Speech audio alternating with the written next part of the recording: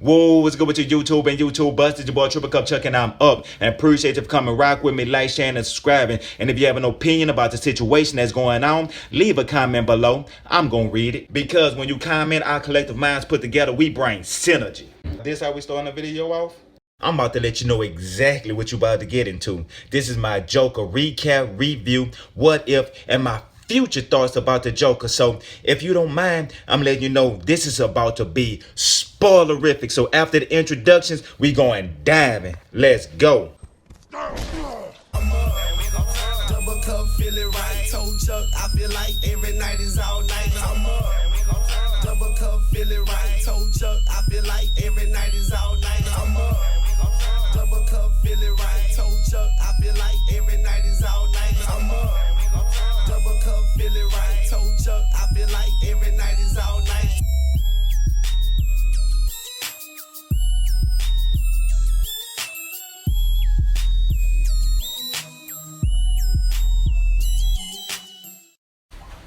I'm diving. This movie was a masterpiece of work of art from beginning to end. I don't know why people was hating on this movie. Even before it even came out, you had people hating and talking about it. I guess just because it was a DC movie and a lot of people is Marvel supporters, I guess. But for me, this is what I said from the beginning. Anytime DC focus on a villain, they normally come out with a great movie. Check this out. When Jack Nicholson was the crime boss on Batman, when he came up, the movie was focused on him. A magnificent movie. The Dark Knight, the opening scene came out with the Joker robbing the bank. And then he had two origin stories that he talked about in that movie. You had the Batman Return, you had the Penguin, and you had Catwoman. So when they focus on the villains, they normally come out with a good movie. So with the Joaquin Phoenix and the Joker movie just solely focus on one character, I automatically said this might be one of those sleeper hits that people are not paying attention to, that might rock and change the whole DCEU. And we gonna keep diving into this here. First, let me try to explain the unexplainable. On this Joker movie, it had like an ending with an ending on top of an ending with a side of a different ending. If you get what I'm saying?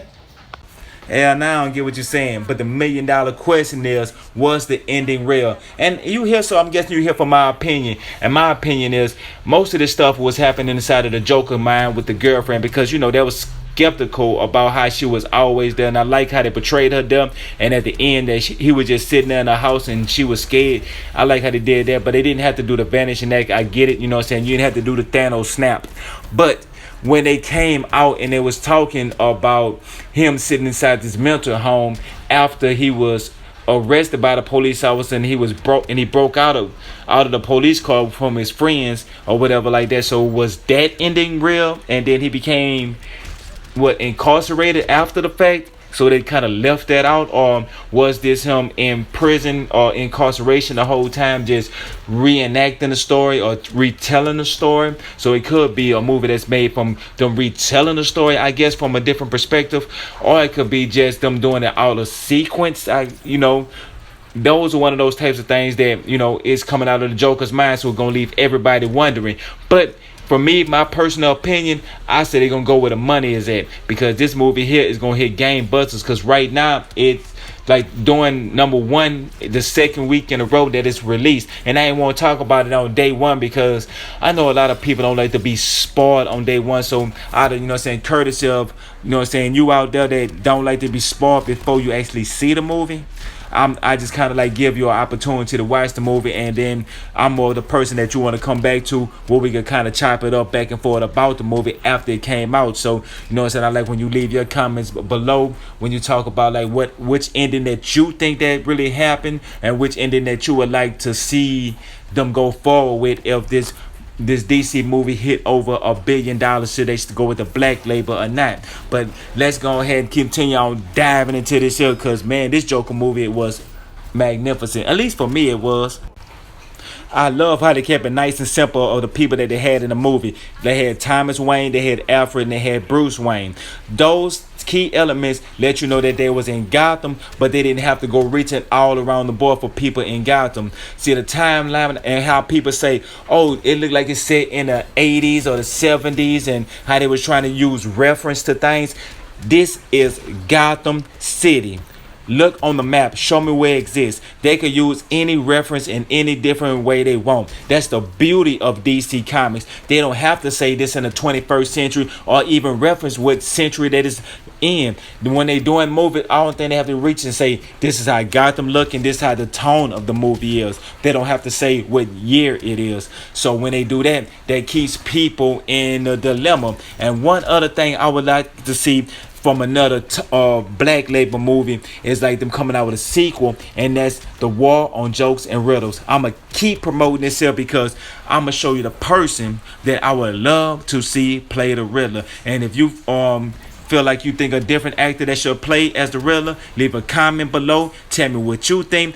But this person, when I show you this picture, it should be self-explanatory. Well, check them out and leave a comment below and let me think of anybody else you would like to see in a sequel of a black label. It might not be a direct Joker sequel, but it might be a sequel in the Gotham universe where they just showing different perspective and different things that's going on. Let me know in the comments below. And this person I'm showing you right now, you can't lie, self-explanatory. This will be the perfect Riddler. Let's go ahead and start promoting this film, and we're gonna get it up there. Let's keep diving into this film because the Joker was one of the best movies I've seen this year, and that's coming out with a lot of heat behind it.